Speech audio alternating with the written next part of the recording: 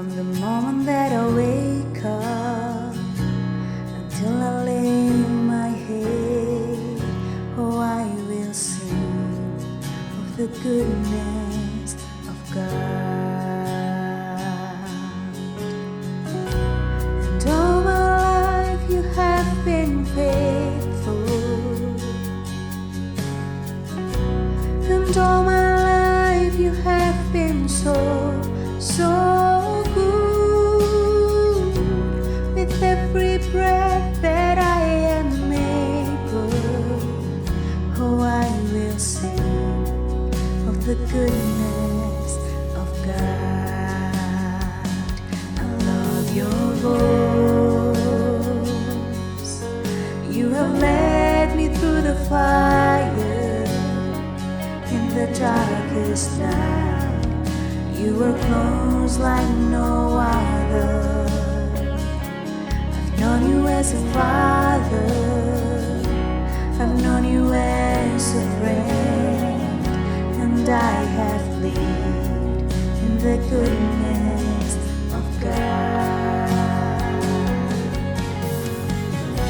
And all my life you have been faithful, and all my life you have been so good. With every breath that I am able, oh, I will sing of the goodness of God.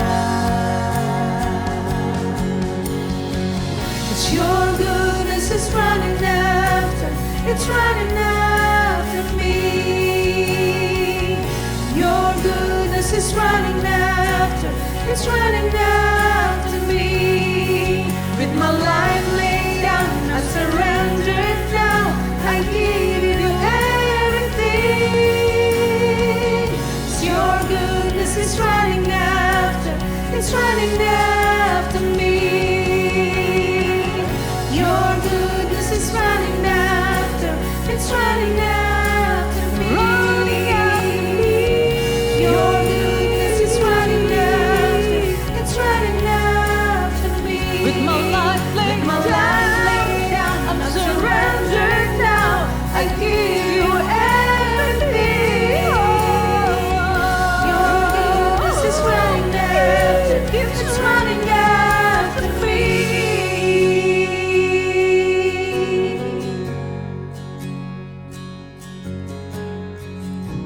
And all my life you have been faithful, and all my life you have been so good. With every breath that I am able, oh, I'm gonna sing of the goodness of God. Oh, yeah. 'Cause all my life you have been faithful. Yes, you Lord. And all my life you have been so good. Oh, with every breath that I am able, oh, I'm gonna sing of the goodness of God. Yes, I'm gonna sing of the goodness of God. Oh, I'm gonna sing of the goodness of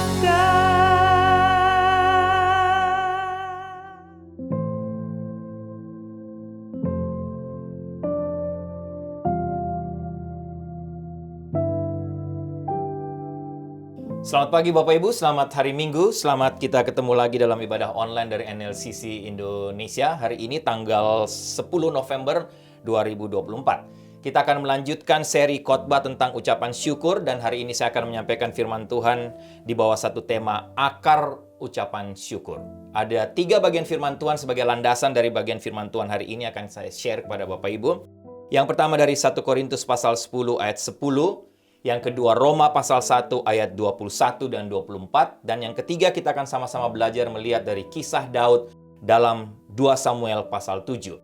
Sebelum kita membaca, melihat bagian firman Tuhan ini dan belajar sama-sama, mari kita tundukkan kepala, kita berdoa sebelum mendengarkan firman Tuhan. Tuhan, kami bersyukur, berterima kasih karena hari ini kami ada waktu lagi untuk duduk diam di sekitar firman-Mu, mendengarkan suara-Mu melalui kebenaran firman Tuhan hari ini, khususnya dalam seri khotbah ucapan syukur selama bulan November ini. Hamba berdoa kiranya firman Tuhan yang akan hamba share hari ini, pagi hari ini, yang sudah menjadi berkat menguatkan hamba, kiranya juga menjadi berkat menguatkan untuk semua Bapak Ibu yang sedang mendengarkan firman Tuhan hari ini, yang sedang mengikuti ibadah online kami hari ini. Terima kasih Tuhan, berfirmanlah, bersabdalah, karena kami sudah siap untuk mendengarkan suara-Mu. Dalam nama Tuhan Yesus kami berdoa. Amin. Bapak Ibu, mari sama-sama kita lihat 1 Korintus pasal 10 ayat 10. Saya akan bacakan buat kita semua. 1 Korintus pasal 10 ayatnya yang ke-10. Demikian firman Tuhan. Dan janganlah bersungut-sungut seperti yang dilakukan oleh beberapa orang dari mereka, sehingga mereka dibinasakan oleh malaikat maut. Yang berikut, Roma pasal 1 ayat 21 dan 24. Demikian firman Tuhan. Ayat 21. Sebab sekalipun mereka mengenal Allah, mereka tidak memuliakan Dia sebagai Allah atau mengucap syukur kepadanya. Sebaliknya pikiran mereka menjadi sia-sia dan hati mereka yang bodoh menjadi gelap. Lihat ayat 24. Karena itu Allah menyerahkan mereka kepada keinginan hati mereka akan kecemaran, sehingga mereka saling mencemarkan tubuh mereka. Dan nanti waktu firman Tuhan disampaikan, Bapak Ibu, kita akan sama-sama lihat atau belajar dari kisah Daud, khususnya Raja Daud dalam 2 Samuel pasal 7. Nah, Bapak Ibu, menarik. Sebelum kita lihat, sebelum saya share lebih jauh, ada satu berita yang saya baca sekitar bulan Agustus yang lalu, bahwa negara Swiss akan menawarkan satu layanan kematian yang mereka sebut suicide pot, yang hanya seharga $20. Suicide pot ini, $20 untuk apa Bapak Ibu? $20 bagi mereka warga Swiss yang tidak mampu memenuhi kebutuhan pokok warga negara di Swiss karena saking mereka terlalu miskin, sehingga mereka ditawarkan kesempatan untuk disuntik mati Bapak Ibu dengan harga diskon $20. Demikian pengumuman pemerintah Swiss pada hari Rabu bulan Agustus beberapa bulan yang lalu. Nah, Bapak Ibu, menarik, pot bunuh diri portable tersebut, Bapak Ibu bisa lihat di screen, di gambar. Pot bunuh diri portable itu akan digunakan untuk pertama kalinya di Swiss, yang memungkinkan orang-orang dengan berbagai macam penyakit, tidak hanya penyakit secara fisik, tapi mereka dengan yang memiliki berbagai masalah mental, atau bahkan mereka yang punya masalah secara sosial karena kemiskinan tadi, untuk mengakhiri hidup mereka hanya dengan membayar $20 saja, Bapak Ibu. Nah, firstpost.com melaporkan kapsul yang mereka sebut kapsul Sarko yang tampak seperti kapsul luar angkasa tadi yang Bapak Ibu lihat di gambar, pertama kali sebenarnya sudah diperkenalkan pada tahun 2019. Kapsul Sarko ini mengganti oksigen di dalamnya dengan nitrogen, Bapak Ibu. Kita tahu kalau nitrogen isinya apa yang terjadi, yang akan menyebabkan yang namanya dalam dunia medis disebut hipoksia. Biaya penggunaannya adalah sekali lagi $20 dan organisasi Last Resort mengatakan bahwa mereka tidak melihat adanya satu hambatan secara hukum terhadap penggunaan kapsul ini atau yang disebut suicide pot tadi di Swiss, karena Swiss memang mengizinkan bunuh diri dengan bantuan jika orang tersebut tidak mau melakukannya sendiri atau tidak dapat melakukannya sendiri. Itu di Swiss, Bapak Ibu, memang diizinkan. Nah, Bapak Ibu, waktu Bapak Ibu dengar berita ini, atau mungkin Bapak Ibu pernah baca berita ini, atau Bapak Ibu dengar apa yang saya sampaikan tadi, apa kira-kira yang ada dalam benak Bapak Ibu sebagai orang percaya ketika mendengar kisah tadi, atau ketika membaca berita seperti tadi? Saya nggak tahu Bapak Ibu, tapi dalam pikiran saya secara pribadi, berita ini atau news ini, situasi ini, kasus ini sangat menyedihkan. Kenapa Bapak Ibu? Bagaimana mungkin orang tidak bisa menerima dirinya sendiri karena kemiskinan? Yang akhirnya menjadi alasan untuk bunuh diri dan menarik lagi secara legal, Bapak Ibu. Tidak ada satu hal sedikit punkah dalam hidup mereka atau dalam hidup kita yang patut menjadi sumber ucapan syukur walaupun kita hidup dalam kesusahan, walaupun kita hidup dalam kemiskinan sekalipun. Sampai-sampai Bapak Ibu kita harus mengakhiri hidup kita yang menurut saya adalah hak Tuhan. Menyedihkan sekali, bukan? Kalau ini terjadi di antara mereka yang tidak mengenal Tuhan, oke, Bapak Ibu, mungkin masih dapat dimaklumi. Masih bisa saya terima. Tapi mungkinkah hal ini terjadi dalam hidup orang yang mengatakan dirinya mengenal Tuhan, yang menyebut dirinya sebagai orang percaya? Sehingga, Bapak Ibu, di mana akar persoalannya? Di mana akar masalahnya sebenarnya? Nah, hari ini saya akan berbicara atau share kepada Bapak Ibu tentang salah satu dosa yang menurut saya paling sering ditoleransi di antara mereka atau di antara kita yang mengenal Tuhan sekaligus. Menurut saya adalah dosa yang paling serius. Bapak Ibu, saya juga sering melakukannya. Jujur, Bapak Ibu. Dan saya mendapati bahwa dosa ini dianggap atau seringkali dianggap remeh oleh kita semua, oleh orang percaya. Bahkan mungkin tidak pernah dianggap dosa. Dosa itu muncul dalam berbagai bentuk, Bapak Ibu. Kita tahu itu mengasihani diri sendiri, menggerutu, mengeluh, depresi, marah, bahkan pembangkangan. Dan seringkali, Bapak Ibu, seringkali akar dari semua masalah ini adalah apa? Tidak bersyukur. Akar persoalannya adalah dosa tidak bersyukur kepada Tuhan yang kita sembah, yang sebenarnya penuh dengan kasih karunia. Juga berdaulat atas hidup kita, atas hidup Bapak, Ibu, dan saya. Tidak bersyukur adalah karakteristik, boleh saya katakan, dari orang-orang yang memberontak terhadap pencipta, memberontak terhadap Tuhan. Bapak Ibu lihat kisah bangsa Israel. Karena bersungut-sungut dan tidak bersyukur kepada Tuhan, Israel akhirnya direndahkan di padang gurun. Kita baca tadi 1 Korintus pasal 10 ayat 10. Bapak Ibu bisa lihat juga di Perjanjian Lama Mazmur 95 ayat 8-11. Dalam pembahasan Paulus pun tentang kebejatan manusia, Bapak Ibu, Paulus katakan tidak bersyukur adalah salah satu dosa yang menjerumuskan umat manusia lebih jauh lagi ke dalam dosa.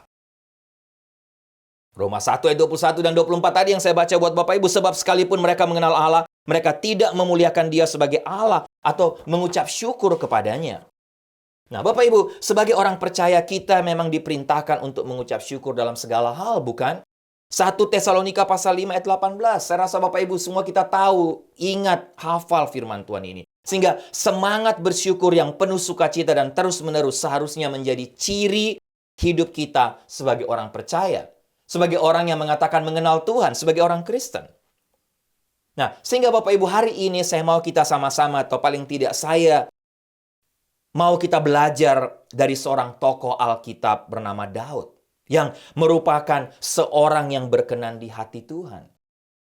Nama Daud kita tahu artinya David, beloved of Jehovah. Seorang yang berkenan di hati Tuhan, yang dikasihi oleh Tuhan. Kita akan sama-sama belajar melihat pengalaman Daud, khususnya dalam 2 Samuel pasal 7, yaitu bagaimana cara Daud menanamkan akar yang akan menghasilkan rasa syukur dalam diri dia. Dan ini akan kita pelajari. Sehingga itu juga menjadi akar dalam diri kita setiap saat dan buah yang akan dihasilkan oleh hati yang penuh ucapan syukur atau rasa syukur tadi, Bapak Ibu. Sedikit latar belakang, Bapak Ibu, dari 2 Samuel pasal 7, Bapak Ibu. Daud telah memperkuat kerajaannya pada waktu itu. Ia telah menempatkan tabut Allah di sebuah tenda di Yerusalem. Kalau Bapak Ibu baca kisahnya, ia telah membangun istana untuk dirinya sendiri. Dan meskipun pertempuran Daud dengan musuh-musuh Israel pada waktu itu belum berakhir, Allah telah memberi Daud waktu istirahat. Pasal 7 ayat 1. Dan selama masa tenang ini, Bapak Ibu, pikiran Daud menyadari bahwa meskipun dia tinggal di istana yang indah, tabut Allah tinggal di sebuah tenda. Dan apa yang ada di hati Daud, apa yang ada di pikiran Daud, Bapak Ibu? Daud ingin membangun rumah bagi Allah. Ini hati Daud, ini mimpi Daud. Awalnya Nabi Nathan mengiyakan rencana Daud. Dalam 2 Samuel pasal 7, Bapak Ibu. Namun, Bapak Ibu, kita baca selanjutnya, malam itu Allah datang kepada Daud, Allah datang kepada Nathan, Allah memberitahu Nabi Nathan untuk menyampaikan kepada Daud bahwa Allah akan membangun rumah bagi Daud. Perhatikan, dan bahwa rumah serta kerajaan Daud akan bertahan selamanya, pasal 7 ayat 16. Ini disebut sebagai perjanjian Daud, di mana Allah berjanji bahwa Mesias akan datang dari keturunan Daud. Dan Bapak Ibu perhatikan, tanggapan Daud adalah ia dipenuhi dengan rasa syukur atas kebaikan Allah kepadanya. Bapak Ibu, mungkin Bapak Ibu berpikir, oh, siapa yang tidak akan bersyukur kalau Allah membuat janji yang luar biasa seperti tadi? Saya sampaikan kepada Bapak Ibu tadi kan, Allah bertemu dengan Nathan untuk menyampaikan kepada Daud janjinya bahwa apa? Allah akan membangun rumah bagi Daud. Dan rumah serta kerajaan Daud akan bertahan selamanya, kata Tuhan, pasal 7 ayat 16 tadi. Nah, Bapak Ibu, kalau kita dapat janji seperti itu dari Tuhan tentang kita, bahwa Tuhan akan memberkati kita, Tuhan akan memberkati keluarga kita, siapa yang tidak bersyukur? Tapi Bapak Ibu, ingat, baca, lihat, atau pelajari konteks cerita ini. Untuk memahami pentingnya respon Daud atau tanggapan Daud terhadap janji Tuhan tadi, kita harus menyadari atau melihat bahwa Allah sebenarnya baru saja berkata tidak kepada mimpi Daud. Apa mimpi Daud? Saya sampaikan kepada Bapak Ibu tadi. Bapak Ibu lihat 2 Samuel pasal 7. Daud ingin membangun rumah bagi Allah. Itu mimpi Daud. Itu adalah impian Daud untuk membangun bait Allah. Tapi Tuhan berkata apa? Tidak kepadanya. Hal itu harusnya membuat Daud kecewa, Bapak Ibu. Dan mungkin marah karena Tuhan menolak apa yang dia mimpikan. Tapi ternyata tidak.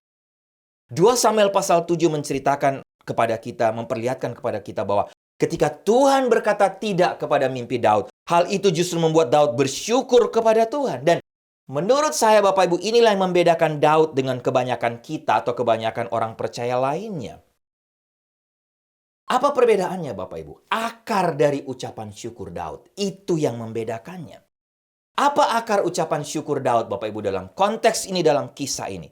Tidak lain adalah hati yang penuh dengan ucapan syukur. Hati yang penuh dengan ucapan syukur karena didasari atau ditanamkan dalam akar yang sangat-sangat kuat.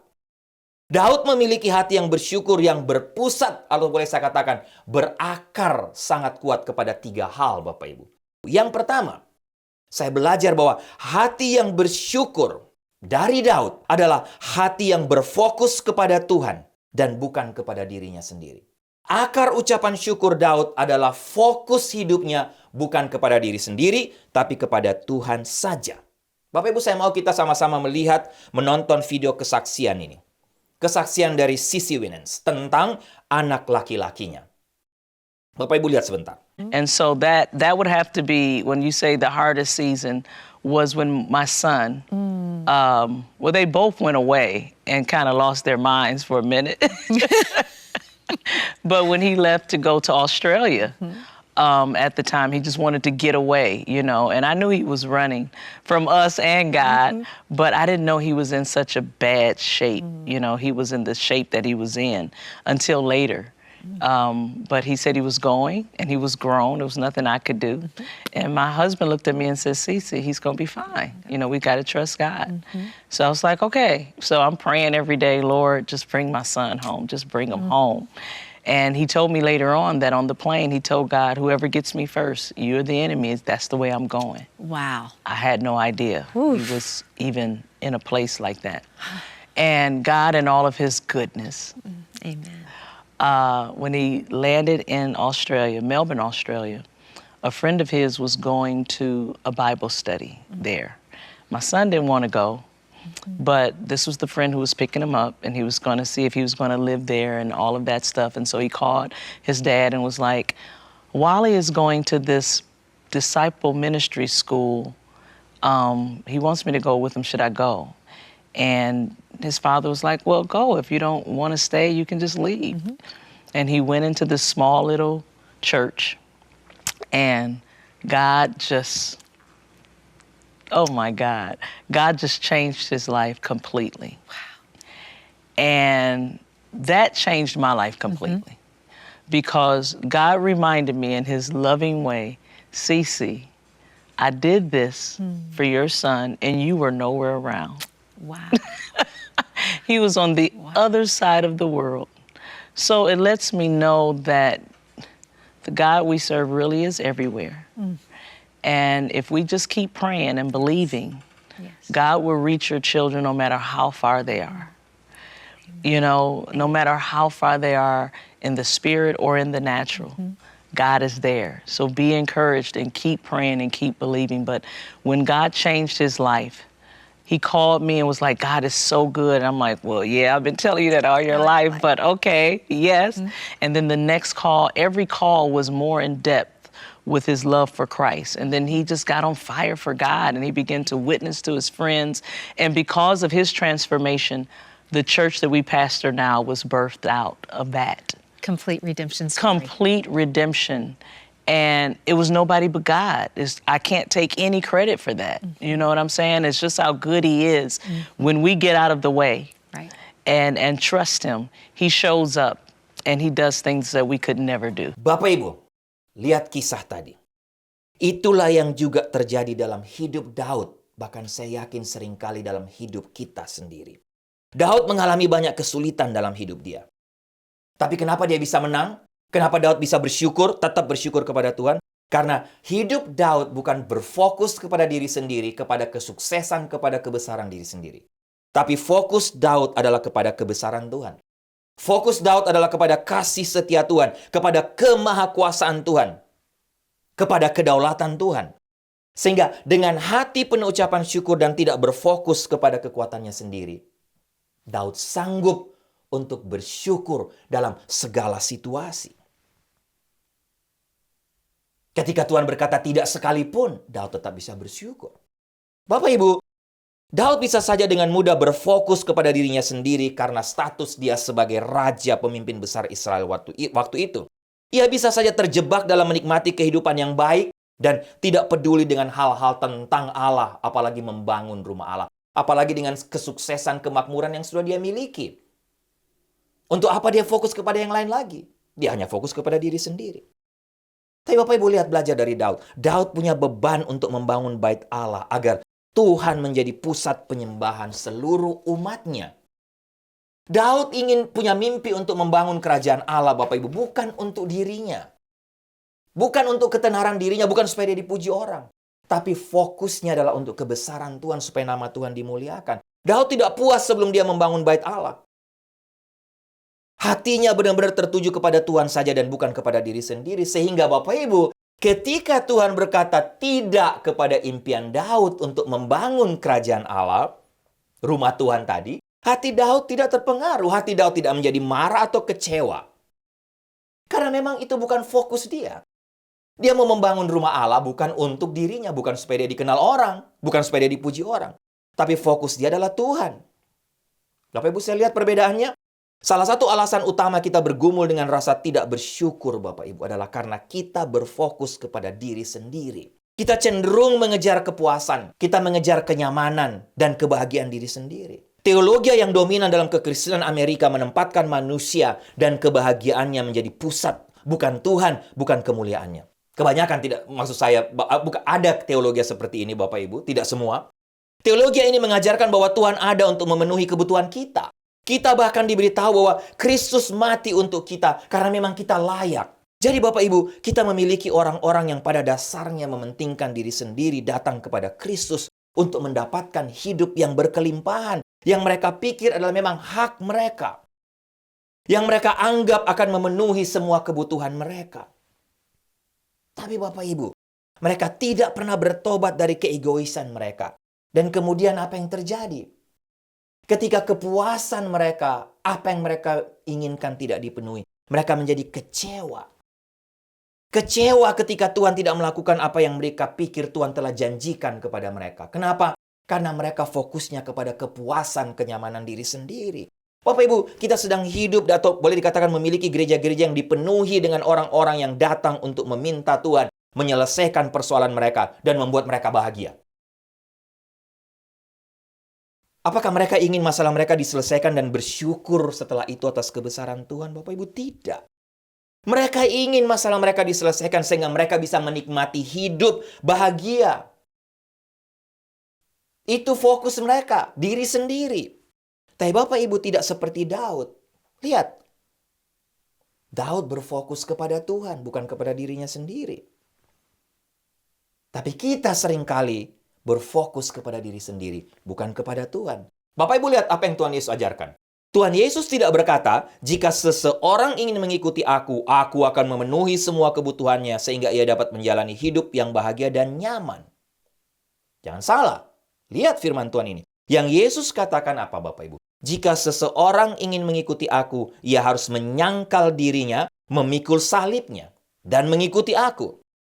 Karena barang siapa mau menyelamatkan nyawanya, ia akan kehilangan nyawanya, kata Tuhan Yesus. Tetapi barang siapa kehilangan nyawanya karena aku dan karena Injil, ia akan menyelamatkannya. Markus pasal 8 ayat 34-35. Bapak Ibu, jika Bapak Ibu dan saya ingin menjadi orang yang bersyukur, ingat, alihkan fokus kita dari diri sendiri. Alihkan fokus kita dari kenyamanan diri sendiri, kebahagiaan diri sendiri, dan tempatkan fokus hidup kita hanya kepada Tuhan dan kebesarannya dan kedaulatannya. Jika kita berfokus pada Tuhan dan tujuannya, Bapak Ibu, maka Tuhan sendiri dengan murah hati akan memenuhi kebutuhan Bapak Ibu dan saya. Tapi sebaliknya, jika Bapak Ibu dan saya kita berfokus kepada diri sendiri, kita akan kehilangan semuanya. Kita akan menjadi hampa. Hati kita tidak akan pernah penuh dengan ucapan syukur. Sebaliknya, hati kita akan penuh dengan omelan, gerutuan, komplain, bahkan kecewa dan marah kepada Tuhan. Yang kedua, Bapak Ibu, saya belajar dari Daud. Hati yang bersyukur dari Daud berakar kepada ketundukannya, kepada tujuan Tuhan yang berdaulat. Ada satu ilustrasi, Bapak Ibu mungkin pernah nonton juga pemilihan atau kontes Miss Universe tahun 2015, Bapak Ibu. Bapak Ibu kalau tahu kisah ini, pada waktu itu Steve Harvey sebagai pemimpin acara waktu itu secara keliru menyatakan bahwa pemenang kontes Miss Universe tahun 2015 adalah Miss Colombia yang bernama Adriana Gutierrez. Dan sempat menyematkan mahkota di atas kepala dari Adriana Gutierrez pada waktu itu. Sehingga Adriana menerima pujian dari penonton selama hampir 4 menit, Bapak Ibu. Tapi akhirnya Steve harus meminta maaf karena ternyata dia melakukan satu kesalahan. Miss Colombia sebenarnya adalah runner-up. Pemenang yang sebenarnya adalah Miss dari Filipina atau Miss Filipina yang bernama Pia Alonso Wurzbach. Bapak Ibu mau tidak mau, Steve Harvey harus mengambil kembali. Bapak Ibu bisa bayangkan sudah ditaruh mahkotanya, orang sudah semua tepuk tangan dan memuji Miss Colombia. Tapi mau tidak mau karena kesalahan tadi, Harvey harus mengambil kembali mahkota kemenangan itu dan mengembalikan atau menempatkannya, menaruh di kepala Miss Filipina, yaitu Pia Alonso. Bapak Ibu mungkin tahu ceritanya. Bapak Ibu, apa yang terjadi? Menarik karena Miss Adriana Gutierrez tidak marah, tidak kecewa, tidak protes, tidak menuntut kepada panitia. Bisa saja dia tuntut kan, karena mungkin dia sudah rasa happy waktu itu. Tidak menuntut Steve Harvey yang salah mengumumkan. Tapi Miss Gutierrez, Miss Colombia menyampaikan speech-nya dan mengatakan bahwa dia tetap bersyukur atas semua orang yang telah memilih dia. Terima kasih untuk semua yang sudah memilih saya. Karena dia tahu ada panitia yang berdaulat. Ini speech dari Adriana Gutierrez, yang kepada keputusan mereka, saya pun harus tunduk. Miss Adriana Gutierrez menunjukkan kepada dunia bahwa yang terpenting bukanlah apa yang terjadi pada dirinya. Atau kita aplikasikan pada kita sekarang. Yang penting bukan apa yang terjadi pada kita. Tetapi bagaimana kita menanggapinya dan tetap bersyukur dan menyadari bahwa, oh iya, ada satu pihak yang punya kedaulatan di atas kita. Dan kita tentunya sebagai orang percaya, kita sekali lagi belajar dari Daud. Daud tahu bahwa ada yang berdaulat di atas sana. Hal yang sama Bapak Ibu terjadi. Sekali lagi, dalam hidup Daud. Daud ingin membangun bait suci, ingin membangun rumah bagi Allah. Allah berkata tidak. Dan jawaban itu pasti sulit diterima karena keinginan Daud benar. Bukan untuk dirinya sekali lagi. Dia tidak menginginkan sesuatu untuk dirinya sendiri. Ia tidak menginginkan istana baru atau gaji mungkin yang lebih tinggi. Ia sekali lagi ingin membangun rumah bagi Allah. Motifnya murni. Tapi Allah katakan tidak. Bapak Ibu, apa yang dilakukan Daud sebagai tanggapan kalau kita lihat? Pertama, mari kita lihat atau kita pikirkan apa yang bisa ia lakukan. Tetapi Daud tidak lakukan. Daud bisa saja membiarkan kekecewaannya berkembang menjadi depresi, Bapak Ibu. Betul? Ia bisa saja ngambek kepada Tuhan, mengasihani diri sendiri. Ia bisa saja marah dan berpikir, oke Tuhan, lihat saja nanti apakah saya masih mau lagi membangun rumah bagi Engkau atau tidak. Apakah saya masih mau melayani Engkau lagi atau tidak. Daud bisa saja beralih kepada mengasihani diri sendiri untuk menenangkan perasaannya yang sakit, yang terluka ketika Tuhan dikatakan tidak kepada mimpinya. Tapi tidak terjadi pada Daud, Bapak Ibu. Baca 2 Samuel pasal 7, yang terjadi sebaliknya, Daud menyembah Allah. Daud diliputi oleh rasa syukur atas semua yang telah Allah lakukan dalam hidupnya. Ia tunduk kepada tujuan kedaulatan Tuhan dalam hidupnya. Dia tahu Tuhan yang berdaulat atas hidupnya. Tuhan tahu yang jauh lebih baik atas hidupnya. Dan Daud juga bersedia digunakan sesuai dengan cara Allah untuk memakai dia di masa yang akan datang. Bapak Ibu, kunci tanggapan Daud terlihat dari cara Daud memandang Allah dan cara ia memandang diri sendiri di hadapan Allah. Kalau Bapak Ibu baca 2 Samuel pasal 7 tadi, paling tidak ada 8 kali dalam doa yang singkat ini. Daud memanggil nama Allah. Dia menyebut Allah, ya Tuhan Allah, ya Adonai, Yahweh, Bapak Ibu. Tapi selain itu berulang kali juga Daud memuji kebesaran Tuhan dalam ayat-ayat 22, 26, 27. Dan Bapak Ibu, menarik 10 kali. Selain melihat atau memuji kebesaran Tuhan, memanggil Allah, ya Allah Adonai Yahweh. 10 kali Daud menyebut dirinya sendiri bukan sebagai raja. Tapi katakan kepada Tuhan, Tuhan ini hambamu. Dia tidak menyebut dirinya sebagai raja, tapi dia katakan hambamu. Kenapa Bapak Ibu? Karena di sini kita lihat Daud melihat Tuhan sebagai penguasa alam semesta yang berdaulat atas hidupnya dan dia melihat dirinya sendiri hanya sebagai hamba. Satu doa ucapan syukur yang luar biasa. Dia hanyalah hamba yang dapat tunduk dan bersyukur ketika rencana Tuhan bertentangan dengan rencana dirinya sendiri. Bapak Ibu, pertanyaan buat kita, bagaimana dengan kita? Bagaimana dengan Bapak Ibu dan saya? Apa yang kita lakukan ketika rencana Tuhan bertentangan dengan rencana kita? Ujian untuk bersyukur bukanlah ketika Tuhan melakukan apa yang Bapak Ibu dan saya atau apa yang kita inginkan. Itu gampang, itu mudah Bapak Ibu. Ujian untuk bersyukur adalah ketika Tuhan berkata tidak kepada kita, berkata tidak kepada mimpi atau rencana kita, bahkan ketika itu adalah rencana untuk kemuliaan Tuhan. Untuk bersyukur kita harus melihat Tuhan sebagai penguasa dan diri kita sebagai hambanya. Sehingga satu saja yang bisa kita lakukan, Bapak Ibu dan saya lakukan sebagai hamba Tuhan, yaitu tunduk kepadanya, tunduk kepada kebesarannya, tunduk kepada kedaulatannya. Jadi Bapak Ibu, sekali lagi hati yang bersyukur, berfokus pada Tuhan bukan pada diri sendiri. Tapi yang kedua, hati yang bersyukur juga adalah hati yang tunduk pada tujuan kedaulatan Tuhan. Dan yang ketiga Bapak Ibu, belajar dari Daud. Hati yang bersyukur dari Daud karena atau berakar pada apa? Kekejutan atau karena dia dikejutkan oleh kasih karunia Allah yang berdaulat. Atau dengan kata lain, karena kekaguman Daud akan kasih karunia Allah yang juga berdaulat atas hidupnya. Bapak Ibu, ketika Nathan menyampaikan janji-janji Tuhan kepada Daud, Daud begitu terpesona. Ia masuk ke dalam kemah pertemuan dan duduk di hadapan Tuhan, kata firman Tuhan. Sejauh pengetahuan saya, Bapak Ibu baca Alkitab, itulah satu-satunya waktu dalam Alkitab ketika ada seorang hamba Tuhan, seorang pemimpin yang duduk untuk berdoa.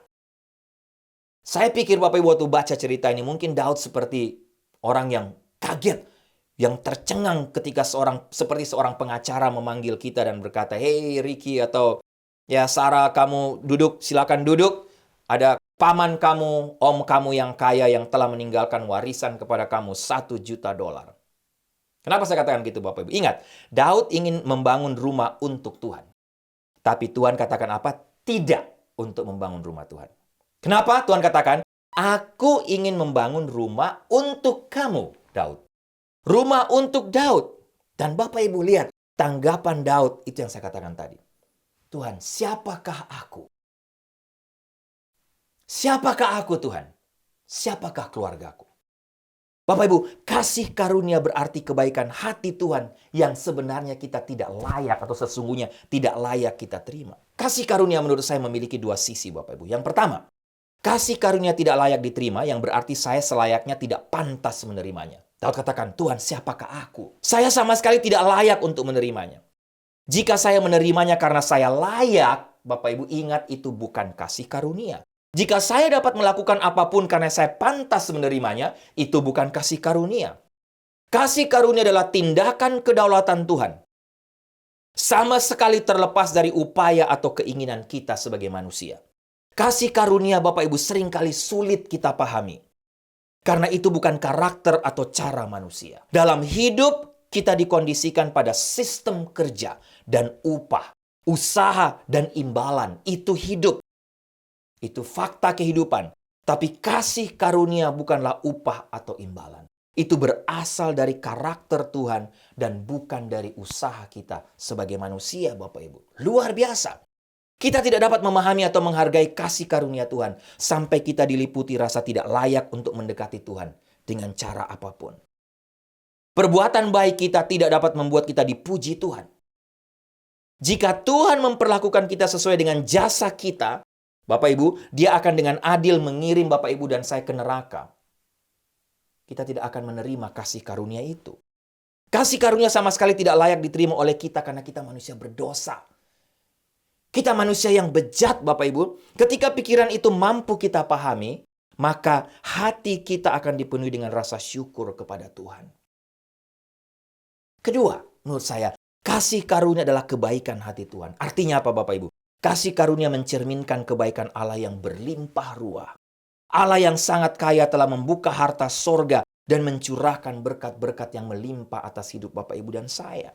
Jadi Bapak Ibu, hati yang bersyukur berakar pada fokus pada kasih karunia Tuhan yang berdaulat sekali lagi. Hati yang bersyukur berfokus pada Tuhan, tunduk pada tujuannya yang berdaulat, dan bersuka cita dalam kasih karunia-Nya yang berdaulat. Bapak Ibu, saya menutup khotbah saya dengan satu ilustrasi, satu cerita. Ada seorang jemaat datang kepada pendetanya dan mengatakan bahwa, Pak Pendeta, saya mau keluar dari gereja ini karena dengan berbagai macam komplain, Bapak Ibu. Ya. Dia bilang ke pendetanya dia mau keluar karena ada beberapa yang dia kesel lah kira-kira gitu, komplain. Antara lain dia katakan apa? Saya mau keluar Pak Pendeta karena saya tidak bisa fokus dengar khotbah Bapak karena beberapa jemaat bergosip di kursi belakang. Bukan hanya itu, ada beberapa mereka main handphone selama Bapak khotbah. Bahkan ada beberapa mereka tertidur ketika khotbah disampaikan. Dengan penuh hikmat pendetanya katakan, "Oke, pada jemaat tadi, tapi bolehkah sebelum kamu keluar, hari Minggu ini, saya minta satu hal. Selama saya berkhotbah, coba kamu ambil gelas berisi air penuh dan coba kamu berjalan keliling 2 kali mengelilingi chapel ini atau mengelilingi ruangan ini waktu saya berkhotbah, tapi tanpa menjatuhkan setitik air pun ke lantai." Jemaat itu Bapak Ibu mungkin dia pikir dia setuju aja karena dia sudah mau keluar daripada enggak nanti macem-macem lagi, ya kan? Jadi oke, dia setuju dan dia melakukan 2 putaran selama khotbah berlangsung pada hari Minggu, tanpa menjatuhkan air sedikit pun. Dan dengan tersenyum, waktu selesai khotbah, selesai kebaktian, dia datang kepada Pak Pendeta, dia bawa gelasnya. Dengan Pak Pendeta, berhasil. Tidak satu tetes air pun tumpah. Pak Pendeta itu katakan kepada jemaat tadi, apakah kamu tadi mendengar ketika kamu berjalan, apakah kamu tadi mendengar jemaat lain yang sedang bergosip? Dia katakan, tidak Pak Pendeta. Apakah kamu melihat jemaat lain yang sedang main handphone dan tertidur waktu khotbah? Dia katakan, tidak. Pak Pendeta katakan, kenapa? Kenapa sampai kamu tidak mendengar mereka? Karena kamu fokus kepada gelas berisi air penuh. Karena kamu fokus menjaga agar air tidak tumpah, sehingga kamu tidak memperdulikan apa yang tidak penting yang terjadi di sekeliling kamu. Bapak Ibu, satu cerita yang menarik. Itulah yang terjadi juga dalam hidup kita, bukan? Jika Bapak Ibu dan saya, jika kita fokus kepada kasih karunia Allah yang berlimpah, jika hidup kita fokus kepada kedaulatan Tuhan, kepada Tuhan bukan kepada diri kita sendiri, maka Bapak Ibu, kita tidak akan fokus kepada hal-hal lain, hal-hal yang negatif khususnya, yang membuat kita marah, yang membuat kita sedih, membuat kita kecewa, putus asa, dan lain sebagainya. Kita tidak akan fokus kepada hal-hal yang membuat kita tidak mampu bersyukur. Bapak Ibu, fokuslah kepada kasih karunia Allah yang melimpah atas hidup kita. Maka hidup kita akan mengalirkan sungai ucapan syukur tiap-tiap hari, tiap saat. Semoga Bapak Ibu doa saya, kita semua termasuk saya mampu mengatasi dosa tidak bersyukur dan menjadi orang-orang yang bersyukur untuk memuji kemuliaan kasih karunia-Nya. Belajar dari Raja Daud. Amin. Mari kita tundukkan kepala, kita berdoa. Tuhan, terima kasih untuk firman-Mu hari ini. Hamba pun belajar banyak lagi. Hamba mengaku hamba pun juga sering gagal ketika berbicara tentang hati yang penuh ucapan syukur. Karena hamba berfokus kepada diri sendiri, tidak berfokus kepada Engkau. Tidak berfokus kepada kedaulatan-Mu, tidak berfokus kepada kasih karunia-Mu yang berlimpah itu. Ampuni hamba, bahkan ampuni kami semua. Tapi Tuhan, kiranya melalui firman Tuhan hari ini, belajar melalui kisah Raja Daud, kami semua belajar lagi Tuhan, atau kami sendiri boleh menang dari dosa tidak bersyukur. Dan tolong supaya kami pun tanpa terkecuali sanggup menjadi orang-orang yang terus hidup bersyukur, memuji kemuliaan kasih karunia-Mu. Sehingga kami tidak dipakai oleh setan iblis untuk akhirnya stres, panik, khawatir, cemas, bahkan marah, sedih, kecewa.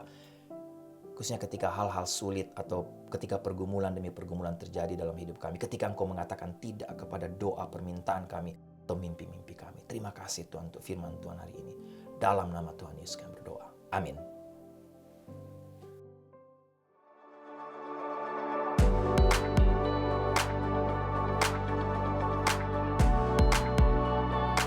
Bapak Ibu, doa saya kita diberkati lagi oleh kebenaran firman Tuhan hari ini, mendapatkan kekuatan baru sebagaimana saya pun secara pribadi ketika mempersiapkan bagian firman Tuhan ini, saya pun dikuatkan, saya diberkati Tuhan lagi secara luar biasa. Jemaat yang kekasih, tundukkanlah kepalamu, arahkan hatimu kepada Tuhan dan terimalah berkat Tuhan. Anugerah keselamatan dari Tuhan Yesus Kristus, kasih sayang yang tidak berkesudahan dari Allah Bapa, serta penyertaan dari Roh-Nya yang Kudus kiranya menyertai engkau sekalian mulai hari ini sampai Maranatha Tuhan Yesus datang kembali. Haleluya, amin.